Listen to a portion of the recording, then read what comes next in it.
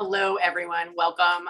If you have not done one of these before, which I think most of you have, it's a pretty great environment. So I used to moderate it a little more heavily, like having people put in the chat that they wanted to talk. Because we are a little small and mighty tonight, I am gonna keep it open forum. But please, please, please, if you are an introvert, like my husband, hit me up in the chat and I will start interjecting a cue to make sure that we're hearing from everyone. And I ask that if you do feel that that you have been talking a lot, give it that moment pause to see if anybody else has something to share. Please keep yourself muted when you are not talking. If you need to step away, that's totally fine. And please use the chat. Sometimes we have little sidebars going in the chat where people are exchanging information. We're more than happy for you to do that.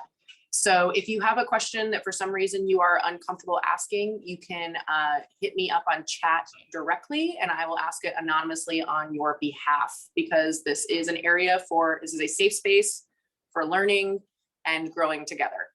So with that, I'm going to turn it back over to Ricky to kick off this fantastic panel that we have tonight. We're super excited about. So everyone, we're here to talk about diversity and what you guys have been doing or want to do. And I'm going to start off just by asking a question, and then we can go for whoever wants to talk about it first. What are some of the things that your company has done or hasn't done and wants to when it comes to diversity? I'll go first. Yes, Laura. So throughout the pandemic, we hired a firm to help us take a look internally and externally at where we are, but also provide some diversity training to our board during the pandemic, because what we learned is that not everybody gets diversity training, at their jobs or anywhere else. And so us providing it to people is important, and it's something that we're hoping to keep going. Our goal this season is to do the production teams as well as the board, so that way everybody's getting training, because anybody that's interacting with any of our volunteers should know what questions to ask or how to make people feel comfortable in our space. But when we did these surveys, we found a number of areas where we can improve. But one of them was our mission statement. And there were words in our mission statement that people said were white words, and made our theater feel like a white theater versus an inclusive theater. So the board sat down and we've rewritten our mission statement, and we added vision and values to that, so that way people know what sort of theater we want to be and feel more comfortable and open coming to us. And so those are some of the big things that we've done. Oh, wow. So we're still working on other areas, we wanted to create a community outreach board position, but we haven't had anybody that's come forward to help us with that position or want to take on that position. So some of it is still finding the right people and the right resources. And, we also learned that people think that we are an exclusive sort of group and that we operate in little mini silos. So the board's a silo, and cast are silos, and production teams are silos. So we're working on ways to create more inclusivity when people come to us, wherever they come to us. So that way it doesn't feel like they're operating in a silo and they aren't becoming part of our organization. And so we don't have a lot of progress on that portion yet, partially because we haven't done much because of the pandemic, but we're working on reminding ourselves as board members that if we're at an event, we should be talking to new people and not sitting there talking to people that we already know, because that's not helpful. But also appearing more and being present and trying to align events with auditions or rehearsals or things like that, so that way people have opportunities to meet each other, and we're creating more opportunities for people to feel at home in our theater. So that's some of what we're working on right now. No, I love it. I'm taking notes going, oh, I could do that and that. Yeah, it's been a lot, but we got back the results, and there was a lot of things that we also found out that people just weren't telling us. They're whispering it here, they're talking about it there, but people weren't telling us. And So like we also are going to create an anonymous feedback for our website that we're going to point every cast and volunteer member to, that will immediately go to the president and vice president as soon as we get it. So whether it's an issue that needs to be handled, that is something about somebody said something that was very inappropriate, or somebody did something that was inappropriate, or we're not feeling safe, a cast member or a volunteer can provide that directly to us, and then they can do it anonymously or they can choose not to. And then we can go take action. But we can't take action about things that we don't realize are a problem. And so we're trying to provide more avenues for people to tell us there's a problem in a way that they feel comfortable doing so. No, those are all like really good things. And I have heard, and I've also worked with quite a few companies where when they do get that survey back, it is very eye-opening to hear a lot of the things that are being said outside of the walls and some of it inside of the walls. But it does give you a place of, I guess, what I could call a departure point. So this is where we are and we want to get there, and at least we know where we are, because we all sit here and think, oh no, everyone loves us, we're fine, we're wonderful, until that nice little picture's cracked. Yeah, you don't know what you don't know. You know, I read the old mission statement and I'm like, okay, now that somebody said this phrase means something different to them, sure, I see a problem. Didn't know that was how people were interpreting it. But until you're told something, you don't know that it's an issue, because you're continuing to operate on what you think is okay or normal. And normal isn't always where you want to be. Great. What are some other people doing? And thank you, Tap or Laura. Yes, Jean, you're muted. Yes, now I'm on mute. Okay. Yeah, at Second Star, we started out, gangbusters. The first thing that we did was solicit volunteers to be our diversity liaisons. And we were fortunate in getting Jared Schomburger and Jeremy Jackson to step up to that. And Jared organized a survey of our board, our membership, and our catchment at large, to give us some perspective. And yes, it was eye-opening in a number of ways. And we took that survey to heart, and we started making some changes. One of the first things that we did was we made a commitment that every year, every board member would undergo some form of DEI training. So the first year we did the training via El Paso. I think you're probably familiar with that, that program. We all did that. This past summer, we all read How to Be an Anti-Racist, and we held a Zoom meeting to discuss what we got from that, and where we were successful and where we needed to do some work. Jeremy has now put together an outreach committee to try to get our message out to a more diverse audience, because yes, obviously we were perceived as a very white company, and for good reason. All our board members are white. Most of our actors or repeat actors are white, although we do have some people of color who've come and worked with us and decided, oh, well, yeah, they're not so bad, I'll come back here.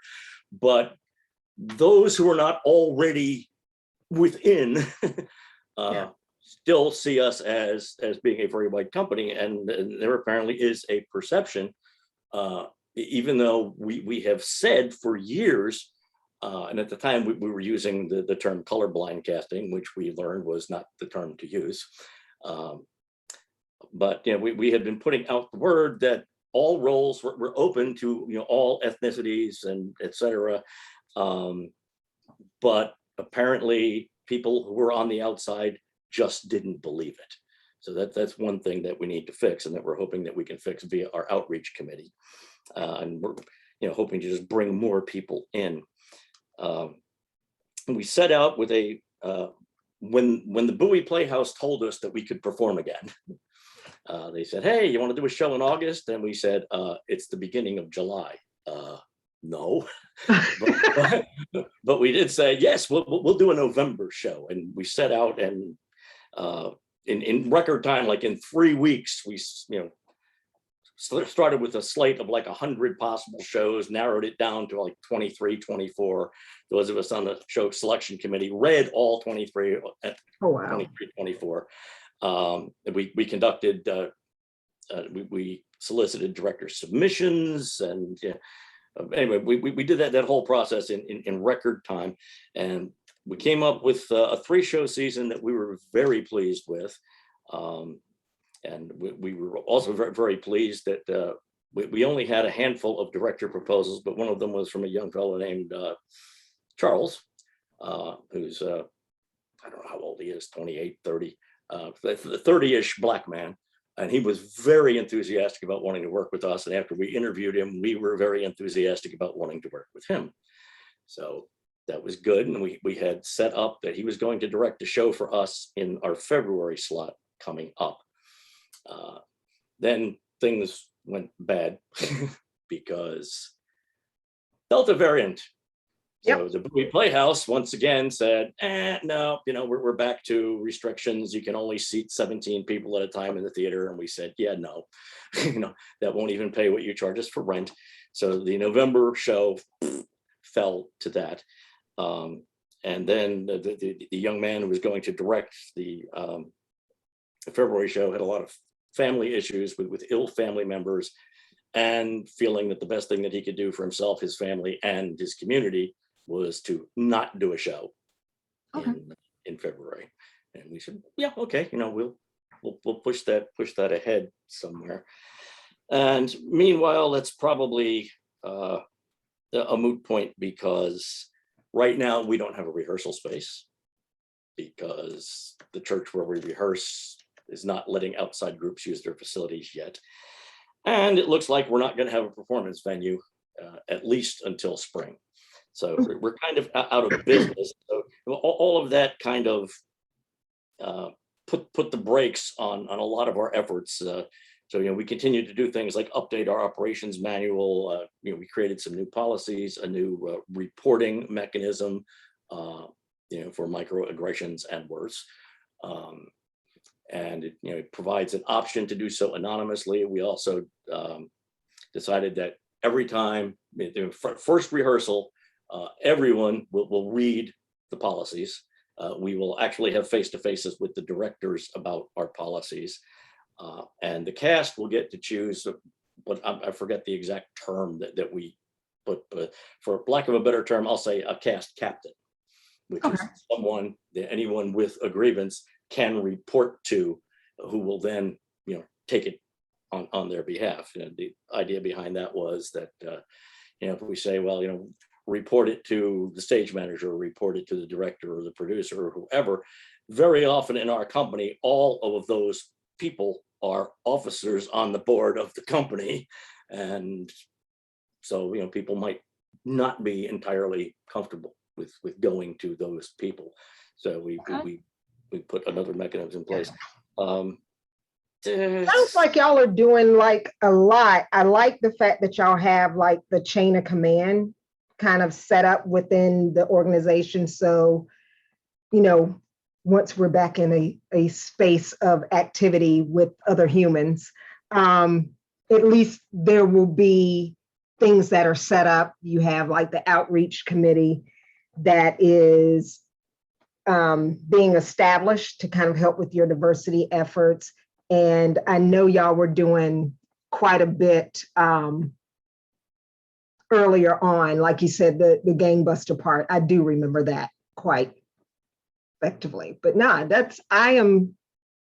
for all of you that are here, before I forget to say it, I am actually quite proud of what you are all doing.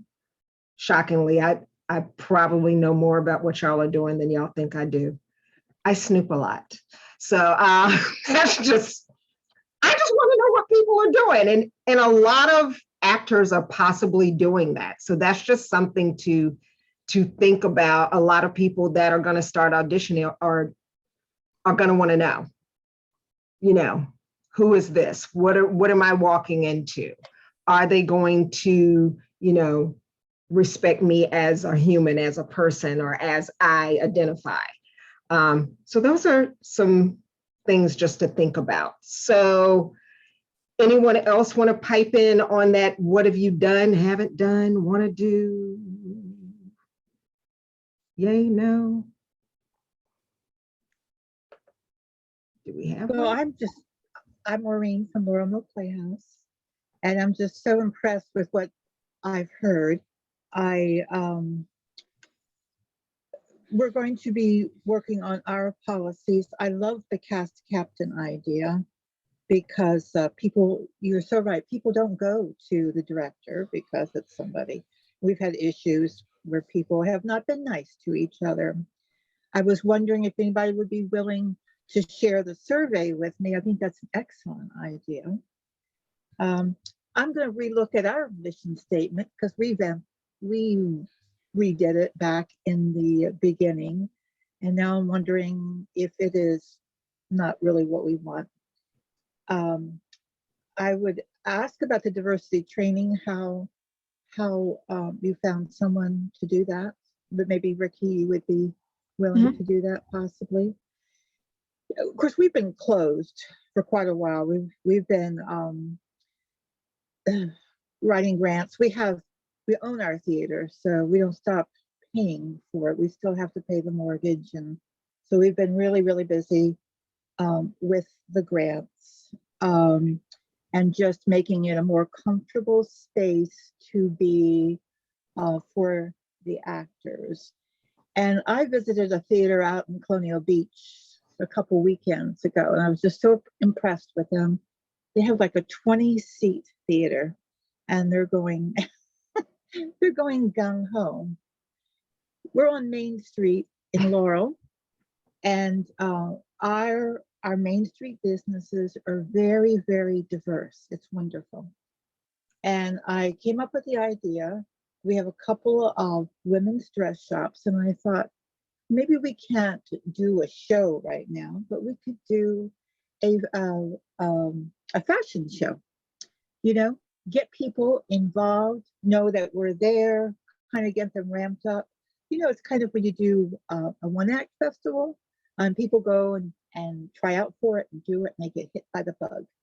And I think that would be good to include because Laurel is very diverse. I would also like to get from somebody the words to use for auditions, so that can be a permanent part of when we reach out to people. Okay.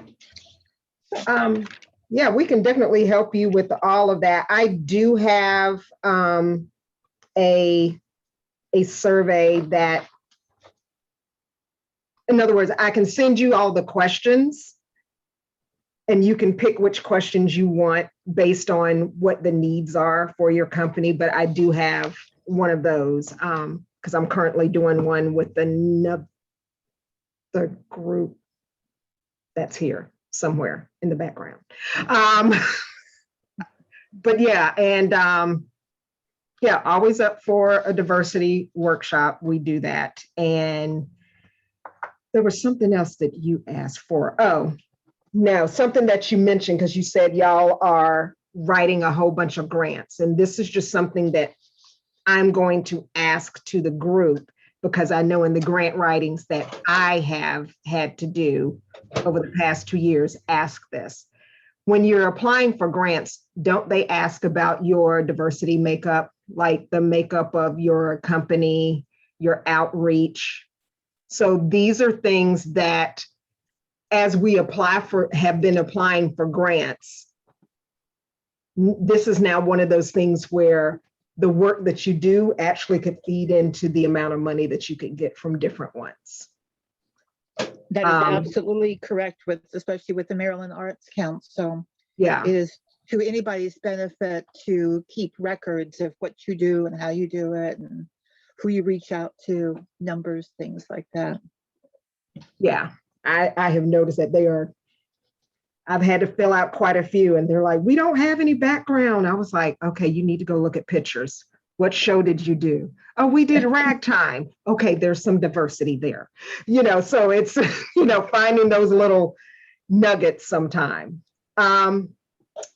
So we can come back to this question as people wish to share and participate, but I kind of want to go on to another one. What roadblocks have people kind of run into, and how'd you overcome that, or are you still trying to overcome it? Yes, Doris. Thank you. We are currently producing on our stage is By the Way, Meet Vera Stark, which is a show which requires 3 white actors, Caucasian, and 4 Black actors. And it's pretty specific that the needs are for different colors of Black, different levels of Blackness, because part of it is about the dilemmas that they faced even within their own race relations, trying to get work.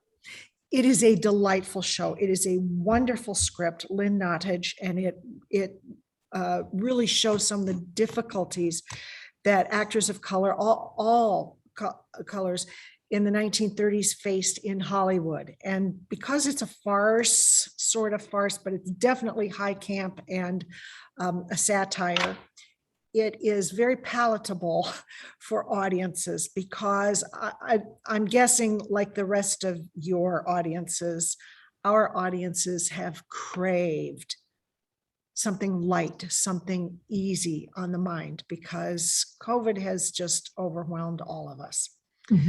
We are really excited about this show, and it has taken over 50 hours of my personal time as artistic director, but many other people have been involved and have probably 100 hours into even getting the rights to stream this show. And part of that is because of Dramatist Play Service is in disarray internally. We want very much, because we have actors traveling 40 miles and more, all volunteer, to be in this show. And we want very much to make that available to their friends, family in, Towson, Virginia, wherever it is they're coming from. So that has been a real hurdle for us. We finally passed the hurdle, and starting this Friday, we are going to have streaming available. But I would like to talk and hear about other people's experiences with the challenges of casting. We set out to do this show, desirous of having many different ethnicities represented on our stage. And I do believe that a large degree of our difficulty was caused because of COVID. But I'd like to hear other people's thoughts on that. We are finding that our volunteers are very, very few and very limited, and we've never had a problem with that. We're in our 73rd year, and we've had a lot of people always willing and able to help us. And I think that due to COVID, people have found other hobbies. They've found other ways to spend their time, and we find that a lot of people are unwilling to come back to a group situation, especially inside. We have been able to replace all of our air filtration systems in both of the buildings that we own. So for my money's worth, we're like the safest place to be in Annapolis if you're going to be inside. But people don't necessarily know about that. And so we're really struggling to get people in. And that was compounded when it came to finding actors of color who were willing to travel the 30, 40 miles to be in this show. We overcame that, but here's my real concern about it. We have in the past done some theater that would entice actors of color to come be part of it. In the 90s, I believe it was, we were doing Fences, We did the piano lesson, and people were willing to come pretty much any side. Anyone from this side of the Mississippi was willing to come be in those shows because the cachet was so nice on their resumes. And that was wonderful for the actors, and it was wonderful for our audiences. The problem is they didn't come back again, and it didn't really help us as an organization be more inclusive. Okay. It was as if a traveling troupe had come in, used our stage, used our space, said, "Oh, thanks very much," and they were gone. And through no fault of their own. Good for them. I'm glad that we were able to provide that for the actors and especially for our audiences, but it didn't help us as an organization to integrate anymore. And we've done that several times, and we've had some shows where I have found our best improvements have come, or advances have come, from when we cast, as you said earlier, when we cast people of color in what we might normally think of as, oh, that's an all-white cast. Because those folks tend to be a little more local, and they tend to come back again. And Ricky, we've talked about this in the past, that really gave me encouragement when you talked about this is one step, this is long-term. Mm-hmm. I came into the role as artistic director just this past summer. I've done it before, but the season I have inherited wasn't of my making. And I had some reservations, some qualms about us doing, by the way, Meet Vera Stark, not because I have a problem with the show. I love the show. And I'm happy that we've overcome those problems. But I'm wondering if other people are having difficulty within their organizations figuring out what is the right approach. I have not been convinced that doing for lack of me knowing a better term, an all Black show, and forget about Latino or Latinx. I mean, forget it. We just don't have that available to us yet, and we hope to. Other than that, how do you convince other people that it's really about educating our directors and getting other people involved in the organization as a whole? I personally am just exhausted from people saying, well, what are you going to put on the slate for next year, and how many roles are we going to have for people of color? No, I get that. But my response to them is, how many people did you ask to be on your team of color this year?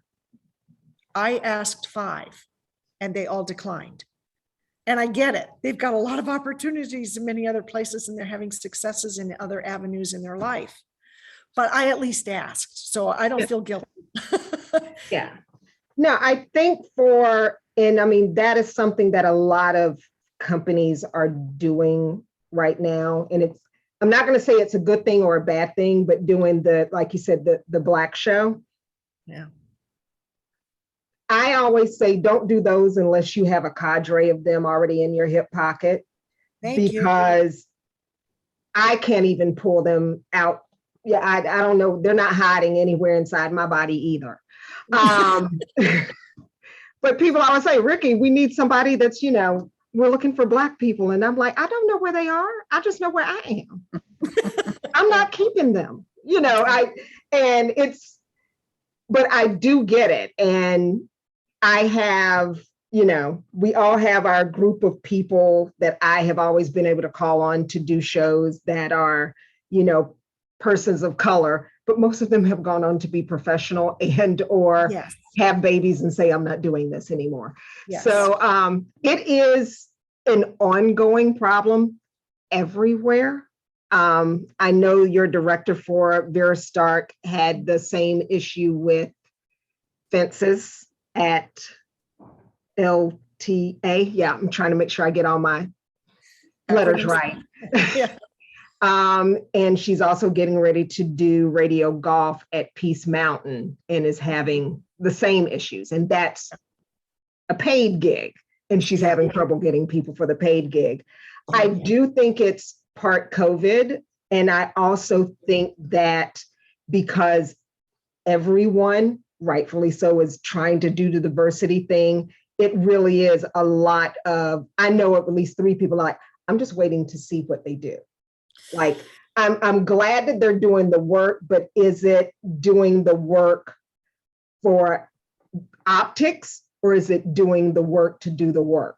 And just to put it out there, one of the comments that I get a lot is that now that everyone's on the diversity train and everyone is doing, you know, shows for POCs, and this is not a fan statement of mine, but I do hear it, why is everyone doing it now in a non-watch year? The fear is that when watch kicks back in January, all of a sudden, Sound of Music, do black patent leather shoes really shine up? Like, the standards come back and you lose the diversity aspect. I don't think that, but like you say, if you don't ask, you don't know. That is, as we say, that's the word on the street, that people are, they're not questioning, but it is a thought in the back of the minds. And I think there's some validity to it, but also I think that that's also a barrier that some of them are putting up to stop them from going out and doing things. Yes, ma'am. So that's one of my questions, and I'm going to be very blunt and candid because I hope that that's what this is about. Yes. That we can share some dilemmas that we're all facing.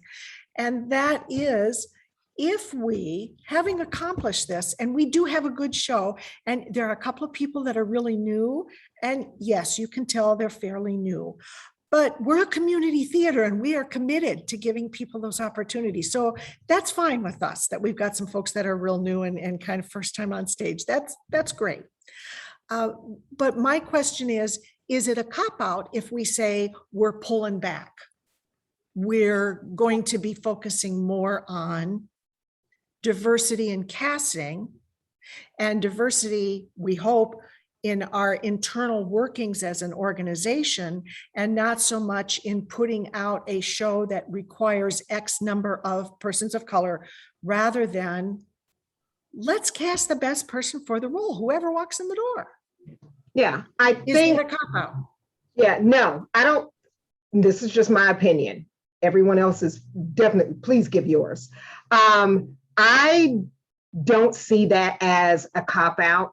There's a reality to that statement, in terms of, and I always believe in casting the best person for it, and or like you said, you have some very new people that are doing this very, not heavy show, but it's a show that requires some acting chops to go along with it's it. there's some complex Yeah. layers. So I think also theaters need to be open and welcoming to not training, but assisting those that are new to it in broaching that, you know, traversing the thing over to learning how to do it all. But I wouldn't call it a cop-out.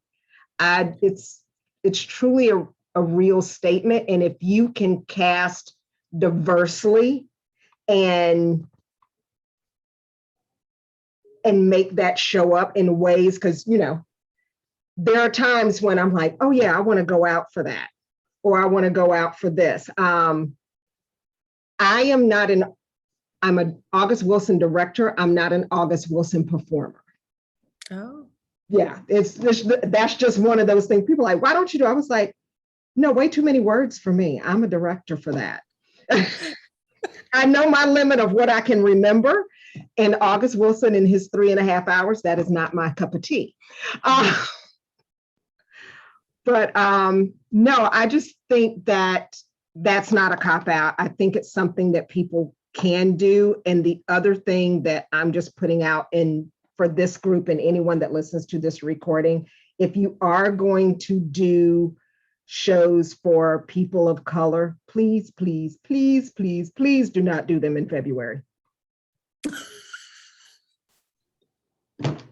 I mean, we're happy that it's Black History Month, but once February ends, we're still Black. Yeah. We can perform in other months. I mean, I get it, but I do get that call a lot. Ricky, we want to do this show. We want to do, Raisin in the Sun in February. You can have the Black History Month. I don't want that month. Yeah. I want May. Oh, but that's when we do our big show. Yeah, I want May. As a director, I want May. But yeah, that's just a tidbit. Now, I also know that for Colonial Players, y'all are in an area where it's not as diverse as other areas. I know that the people are there, but it really is kind of getting out and finding those people. And for the people that are in your Vera Stark, if you could do anything media-wise that has the people that are in the show talking about working with Colonial Players, that's good marketing. Well, thank you for bringing that up, because after our opening Friday, we had a little gathering upstairs for the cast members. And again, I'm going to be very, very transparent here in sharing what happened. I was struck by the number of the actors from the show, all of the actors of the show, although those who are white have done things at CP before. But the number of comments that were made about, this is the most wonderful experience I've had. We have loved working here. This is a great group, et cetera, et cetera. And part of me thought, perhaps they have even agreed amongst themselves that they are going to say really positive things so that we continue to do shows that they would want to be involved in. And you know what? I think that's totally legit. Because we are also trying to put our best foot forward, but I think everybody's got to take a step forward. That's the only way this is going to happen. And I'm okay with that. I just submitted a request to our vice president, who is the kind of diversity lead, et cetera. I want us to have a sit down with the people of color from the show and just have a very raw, no holds barred conversation about what did we do well?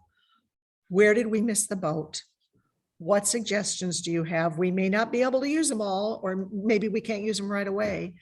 But I think that this group is very willing to engage. And I think we're very, very fortunate to have that. Yeah, and I would capitalize on that. And I would expand that to say, if you do have that sit down, don't just have it be with the people of color, because the other people that are in the show might also say something. Because sometimes if someone were to ask me, I'm like, I don't want to have that issue. Or I don't want to create an issue by saying something. So yeah, I would just do it with everyone, just as a thought. And before we go on for that, anybody else have any roadblocks or anything that you have run into that you want to discuss real quickly? Yes, Laura. I would say just having enough manpower, like my board started out as a board of 11 this year, and now I'm down to 10, and we're building staff, but having enough, I list off things that I'm still wanting to do, creating anonymous feedback on the website. There's still things on our list, and I can't move on to next steps, but having enough manpower, having somebody that wants to take on roles on the board, finding the right people would be a roadblock. But just enough time. The other thing that I was thinking about as you were talking, you've been saying this the whole time, that you can't really do one of those shows like Fences or something like that until you've built the community around you. And so I'm hoping that doing things like finding ways whenever we do have people in a cast to help hopefully make them feel more welcome and connecting them and getting rid of the silo issue, that as we build that community and it grows, then we can take on those shows. But I'm hesitant to take on one of those shows at this time. Yeah. But I would rather find shows that everybody can participate in, like Midsummer right now. Mhm. Everywhere. Everybody can be any role, doesn't matter. I would rather find shows that everybody can say, oh, I want to be this, and doesn't matter. Yeah, those are good ones. TJ? I guess for Roadblocks, we would, right before Delta came in, we were going to go into virtual auditions for Little Shop of Horrors. I think a lot of it had to do with Delta because we didn't really get many submissions. Our board is also down from I know we have 3 open positions. We've been working on taking our entire board and restructuring everything. We've rewritten our bylaws over the past year. Got a new logo for rebranding. And our goal was to redistribute the work that has been mostly up on the top and stretch it across the rest of the board, since we have a wonderful amount of people. And I think pandemic has also let people know that it's kind of nice not working on a show all the time. I've kind of fallen into that trap. I was scared. I was scared going into the pandemic, thinking that, what am I going to do with myself? I'm just going to have all this free time. I'm not going to be able to do anything. Is my depression going to hit because I'm not doing anything? Anxiety about what, and then as soon as it all, emptied and cleared out, I was like, oh, this isn't too bad. And then I filled it with other things. They were also part of the restructuring the theater. And so it all became more admin side. But finding people willing to come back is the hardest part right now. And that's just everybody, I think. I'm starting to get a little bit more of a sense that people are stepping back out a little bit here, a little bit there. They're going to see stuff, I think, more than they are going to audition for stuff right now. But we're hopeful our next show doesn't go up until March, which is we have some time to really continue to work on stuff. But yeah, our roadblocks are just mostly COVID, I think. I think that has a lot to play with things right now, unfortunately. Yeah. And I'll just kind of speak to kind of what Laura and a little bit of what TJ was saying as far as bandwidth of people. Y'all aren't going to like this, but I've been doing confidence theatrics, not by myself, but pretty much me, Julie, and my little brother Torian have been running the crap out of confidence theatrics. So you can have a one-woman horse or a three-legged dog, whatever you want to call it. But it can be done. And a lot of it is just, I would say I would love for boards as a whole to do it. But if you have that energy, sometimes you have to be the person that pushes the cart to get it started to go down the hill. And either people will jump on or they'll just stay at the top of the hill. But yeah, that's just personal things of choices. I didn't know when I started doing the diversity chats that they would, one, take on, which is why I fought it probably for 2 months before I started doing them. 2, whether anyone would even want to hear anything I had to say or share anything they had to say, and or just be interested in just having the conversation. It doesn't necessarily mean that we're going to solve it, but just to be able to talk about different things, how can we get people to come out? How can we market? How can we find out what's going on in the community? What kind of shows can we pick? How do we cast? Like all those things are doable. They will stress you out. You will get defeated, but it's one of those things where you just get back up again and do it. Another question I'm going to ask to the group, and I'm probably going to pick on people to answer this one. When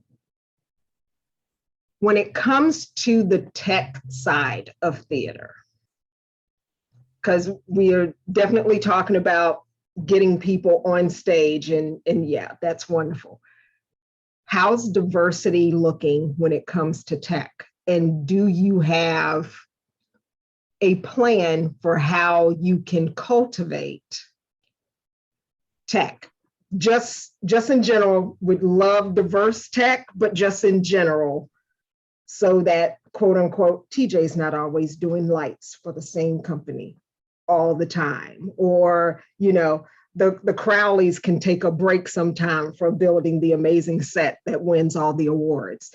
I'm like, it's wonderful, but if TJ's no longer says I'm not going to do lights anymore, who's going to take over that? Who's going to figure that out? Who are we cultivating to do the next step in helping your company grow or sustain itself? And I'm going to go to Colleen for that one. No, only because I already know this answer, and I hope you say it.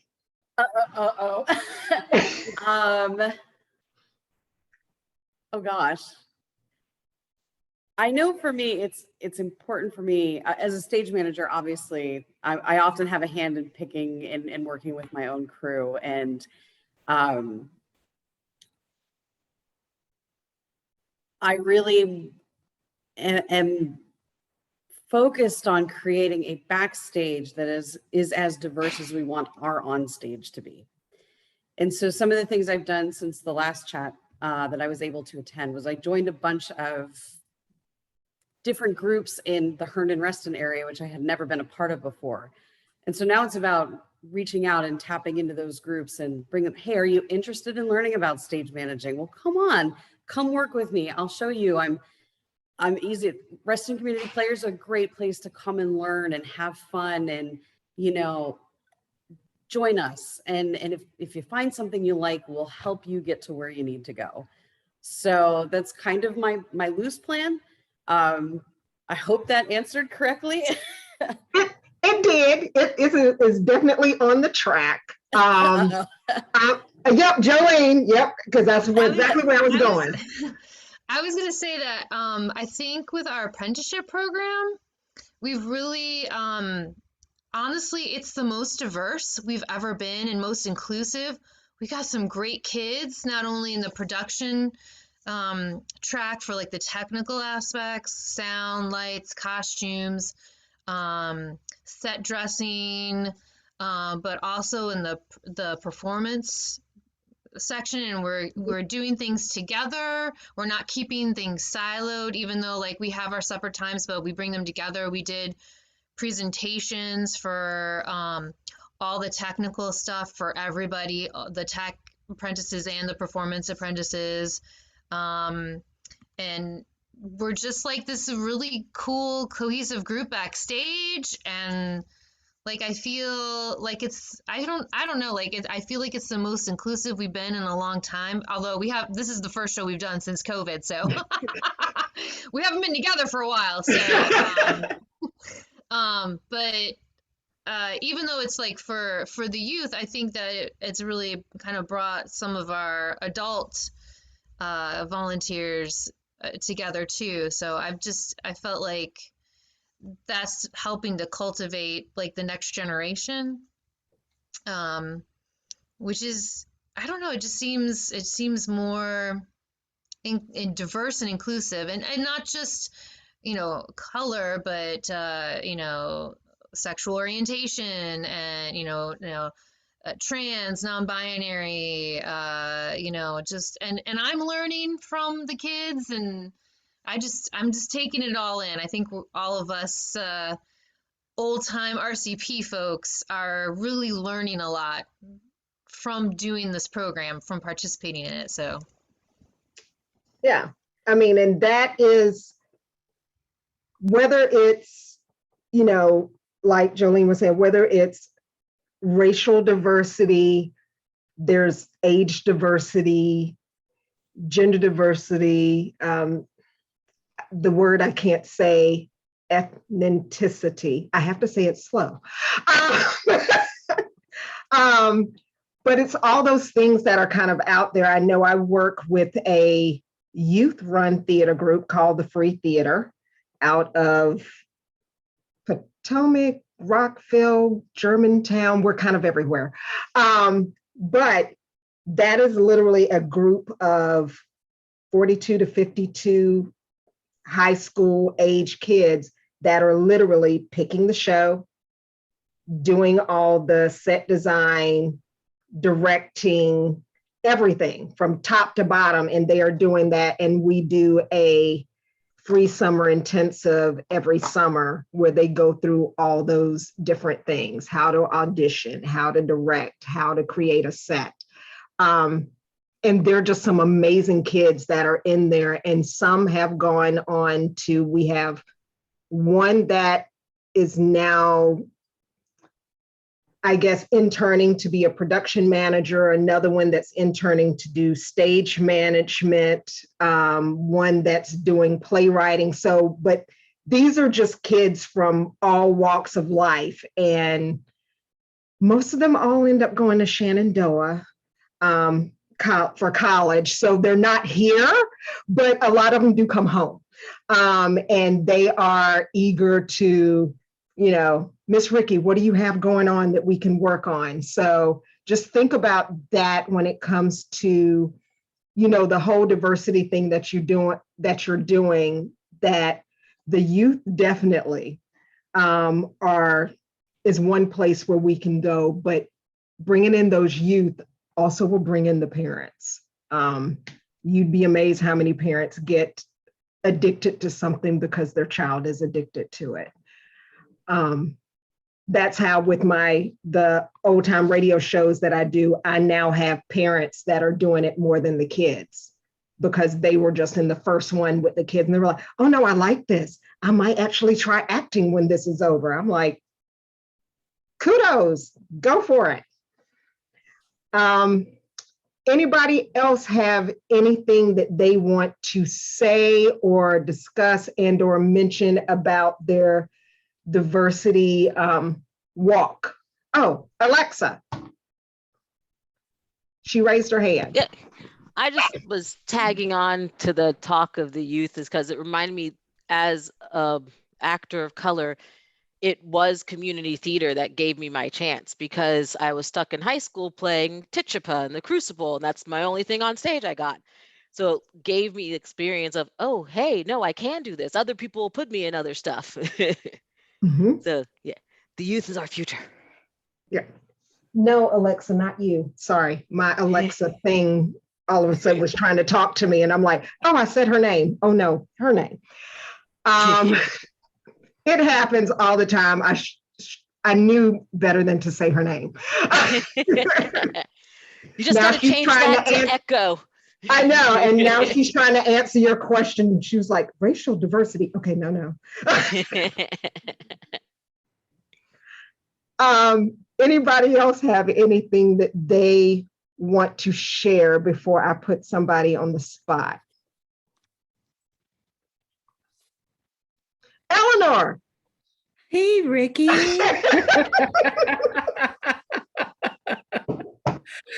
Well, I was trying to frame my question, but I'll do the share because Doris of Colonial Players is here, and maybe she mentioned this already. So I had the terrific opportunity to direct a Lynn Nottage play for Colonial Players, by the way, meet Vera Stark, and was first of all supported by CPA, the folks on production team, and people in the board to recruit actors because it was really, really difficult.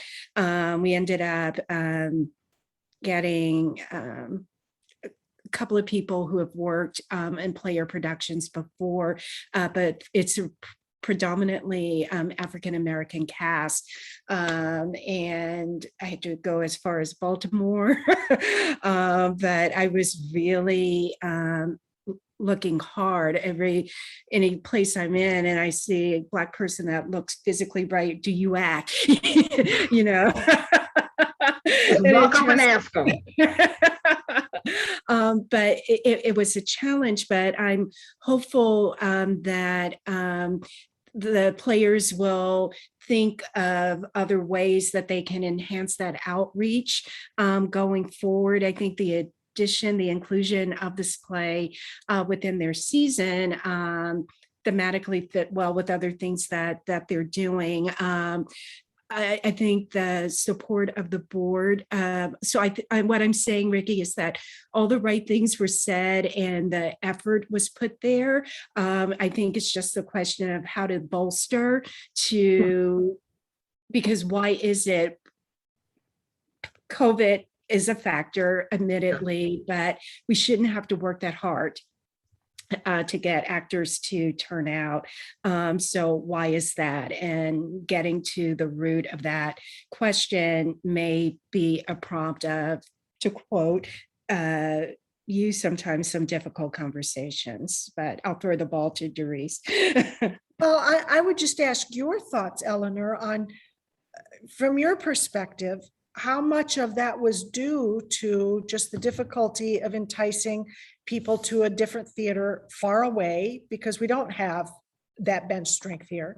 And how much of it do you think was about COVID? Because I think we're all still reeling from COVID, and I don't see that wrapping up anytime soon. And I'm just wondering how everybody, and since you were new to this theater, well, how much of that do you think was really COVID we were dealing with? I think COVID had a factor, but when I think that Bowie literally is down the road, a few minutes drive, and outreach was done to the HBCU that was there. Annapolis has a fairly sizable Black population. It's just, so it suggests to me that lack of information about the theater group in those communities has to be a factor. Maybe folks just don't know.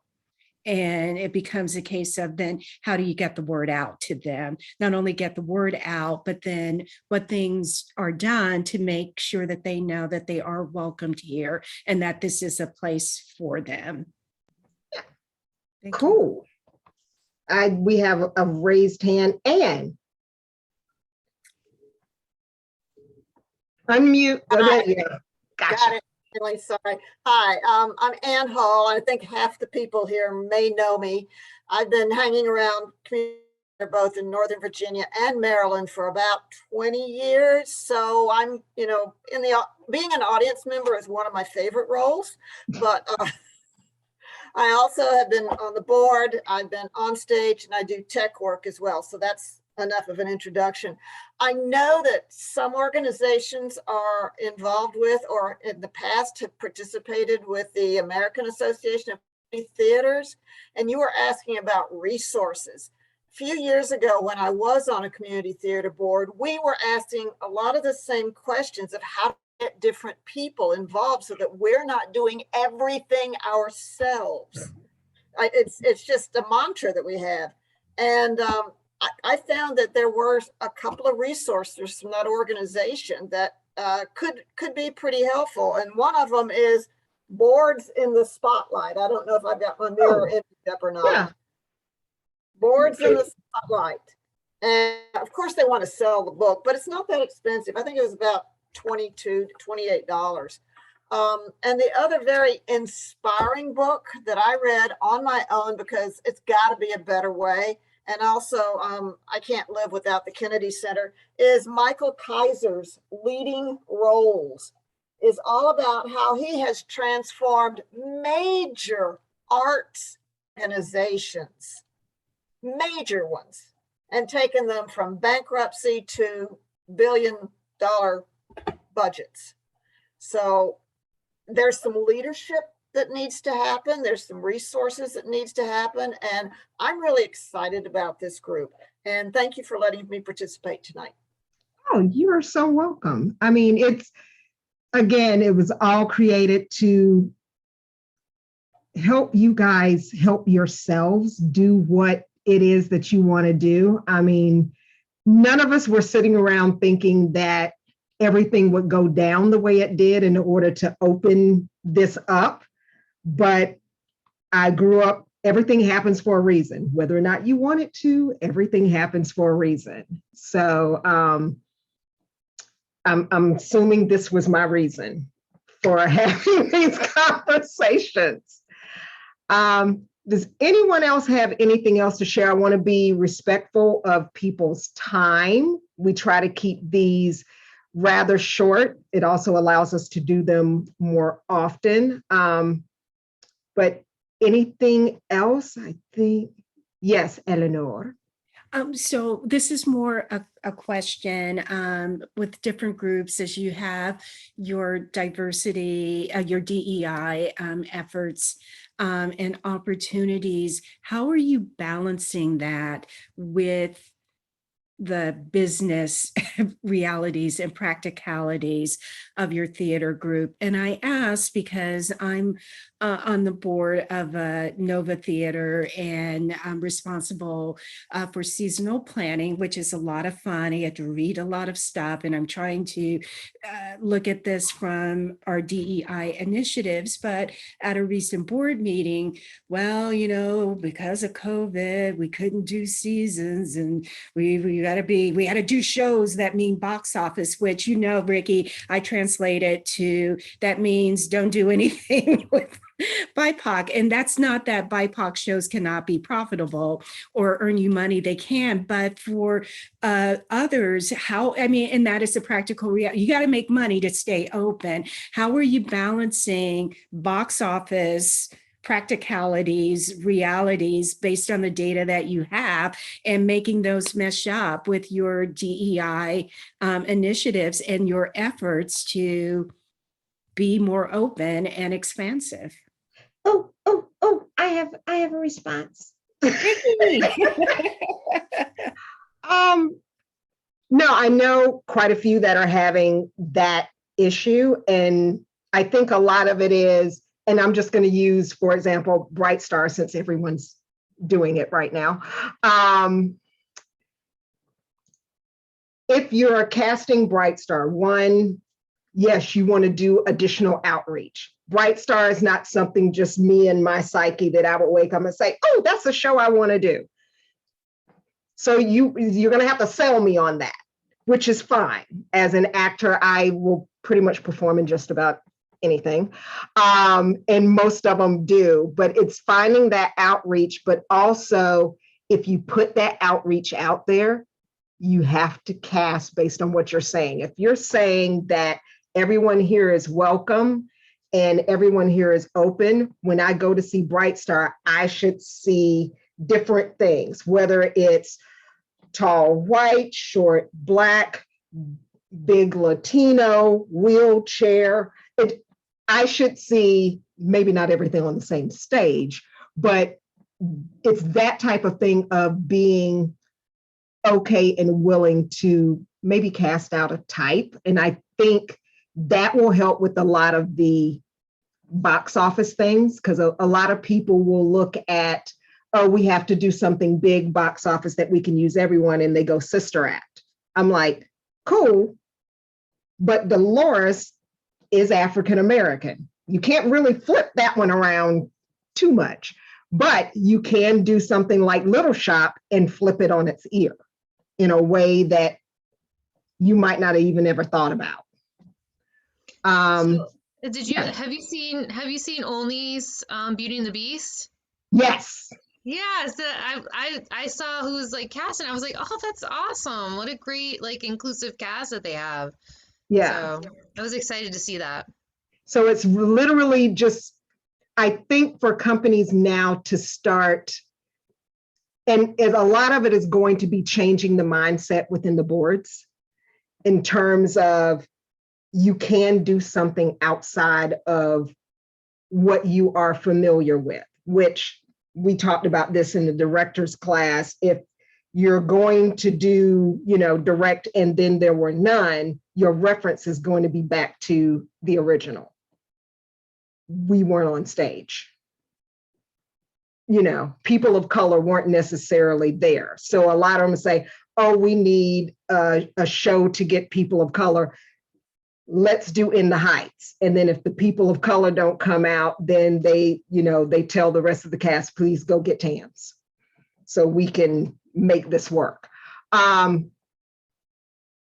It's just taking that step out there. And I think especially this group and many other groups that are out there, it is not going to be easy. It's not going to be recognizable the first time you try. I just urge and implore you to get up and try again and to continue to try. People will eventually show up and show out.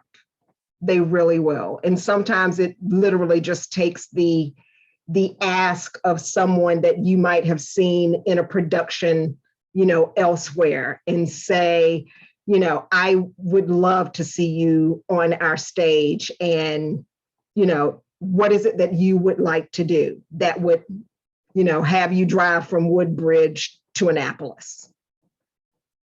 And sometimes it's just the ask. I mean, I've had people drive from Woodbridge to Baltimore because I asked.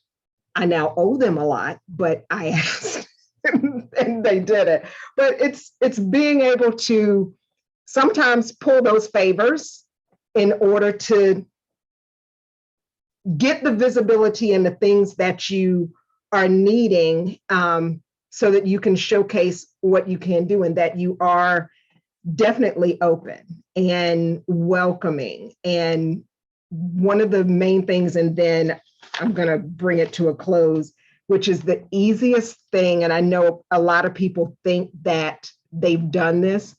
Saying thank you does wonders. And I didn't realize until probably a couple of years ago, I thought I was saying thank you. And I was in my head. It just was not coming out from my mouth to where someone else could hear it. And I always say that, like, for any volunteer that you have, it's not the card, it's not a group thank you. It is just in the middle of something. Thank you for doing that. Thank you for coming here. Thank you for sharing. And those are things that can bring people back. And we have 2 hands up.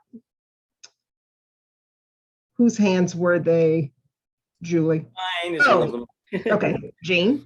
To address Eleanor's question, and also kind of going back to the earlier discussion about obstacles to achieving things, even before BLM and the big diversity push, if you will, Second Star was evolving, because back in 2015 we had several board members were replaced. And we had a reputation as all Rodgers and Hammerstein all the time, big, splashy, uplifting musicals. And we started to change that a little bit. We did a soldier's play, and we did 12 Angry Men, and we did Ragtime, and we got some blowback from our traditional patrons about some of those. And all of a sudden, as soon as we started doing slightly edgier stuff, our season ticket sales have gone down year after year after year. So when we were doing our season selection recently, we had a lot of very edgy shows under consideration, and a couple of them made it into the slate that we selected, that of course then blew up because of Delta variant, et cetera. But the obstacle we had to overcome was our own very real fear that we were driving away our traditional audience in the hope of gaining a different audience. And so we were kind of like, are we basically about to slit our own throats with what we're talking about doing? And eventually we said, you know what, the hell with it, we're doing it anyway. The chips will fall where they will. And if it breaks badly, well, then maybe we have to regroup at some point and reconsider what we're doing. But so this year, and unfortunately, some of the patrons that we're losing on the season ticket thing, those were also some of our biggest donors. So, but this year we made out okay, and we got a couple of grants, and without show expenses, we do have a warehouse that costs us $19,000 a year to rent, but. Yeah, so we got by this year, and what's going to happen when we reopen? Well, one of the things that we decided was we're going to reopen with a play, not with a musical, because plays are cheaper, and we're going to reopen with a play that we can really do on the cheap, where we don't have to spend a lot of money on costumes. We can costume the actors out of their own closets, and we don't have to build a big fancy set, and so because not only might we not have an audience for the show that we've chosen, but we also have the COVID hesitancy about returning to, live venues and closed spaces. So that's kind of how we're dealing with it. Okay, well, that's that. At least you have a plan for it, and you recognize the hurdle that, and I get the whole thing about the subscriber base leaving because of different things. And yeah, so one more hand up, Alexa. Yeah, one thing I had brought up to our board meetings with picking shows and stuff is not having a show, like I used Ragtime as an example of, we can use Ragtime because there's Black people in Ragtime, but the story that's told for the Black people is not a fun story for Black people. So I kind of pushed for it. I asked others to look at, when you're looking for your scene selection, like I, as an actor, I'm not really interested in doing Raisin in the Sun again, or really any of the shows I studied in college. I want the chance to know if I come out to do Legally Blonde, I could have a good role in Legally Blonde and not be side person number 3. So it's kind of like, yeah, you want to cast for the best person for the role, but it also means talking to the director so they're realizing that your view of the best person doesn't have to be in this little box. Right. So it opens it up for people in wheelchairs of different orientations and such like that. No, and that is definitely on point, Alexa. And it's funny that you mentioned Legally Blonde, because TJ and I just did a diversity chat about Legally Blonde, reclaiming that canon. And it literally is one of the things that I will say to all of you, whatever shows that you are picking, whatever they are, really do the work to do a deep dive into what you can do with it. And how, it doesn't have to be a complete flip on the edge, but, can you cast this way or that way? Like, how can you infuse the people that come out for your shows into that show and let them be seen, regardless of race or whatever? Sometimes it's more about letting people shine versus letting your vision shine, if that makes any sense, just in terms of just taking a show and tweaking how you cast it.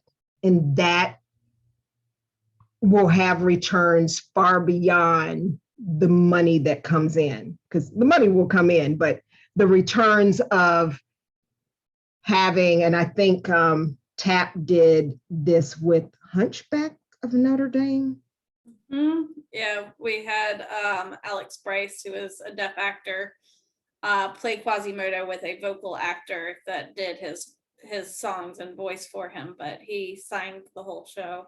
Yeah, and I mean, I just remember, and this was years ago, but that has kept a warm spot in my heart for TAP, because I'm like, okay, I like that. But yeah, just think outside of the box, and just keep up the good work, and before we go, I just want to say again to all of you that I see here and all of you that are listening on the line, thank you for continuing to talk about these things. And if there's anything that, you know, I or Confidence Theatrics can do to assist you on your journey or on your discussions or in your fights, whatever it is, we're here to assist in any way that we can. And I'm just here because this is my theater is like this my second husband. So I want my second husband to be the best that he can be. Fix your face, TJ. I want him to be inclusive and accepting and welcoming and loving and all encompassing like my first husband. Same thing. So with that, thank you all. Hold on.